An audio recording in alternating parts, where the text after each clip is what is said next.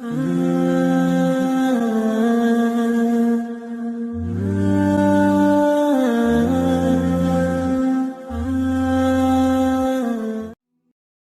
شخص جو آپ کے سامنے دوسروں کی برائی کرتا ہے، اس سے یہ امید نہ رکھے کہ وہ دوسروں کے سامنے آپ کی تعریف کرے گا۔ غصے کی حالت میں کبھی بھی برے الفاظ کا استعمال نہ کریں، کیونکہ آپ کا غصہ کچھ ہی دیر میں ٹھیک ہو جائے گا، لیکن کسی کو آپ کے الفاظ سے لگنے والے زخم ساری زندگی بھر نہیں سکتے۔ تم کبھی کامیابی کی سیڑھی پر نہیں چڑھ سکتے اپنے دونوں ہاتھ جیب میں رکھتے ہوئے۔ اگر آپ خوشی کو برقرار رکھنا چاہتے ہیں تو آپ کو اسے بانٹنا ہوگا۔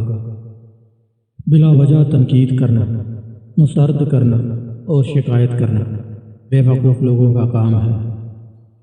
حملہ کرنے والے دشمنوں سے مت ڈرو، بلکہ چاپلوسی کرنے والے دوستوں سے ڈرو۔ لوگوں کی تعریف کریں، ان میں دلچسپی دکھائیں اور اپنے بارے میں فقط اسی وقت بات کریں جب ضروری ہو۔ مسکراہٹ کی کوئی قیمت نہیں ہوتی، لیکن اس کے ذریعے بہت کچھ حاصل کیا جا سکتا ہے۔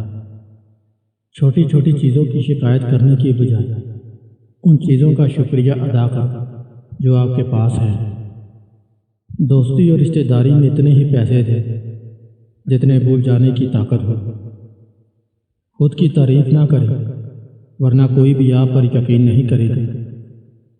میں نے تجربے سے یہ سیکھا ہے کہ بے صبر انسان خود کو برباد کر لیتا ہے۔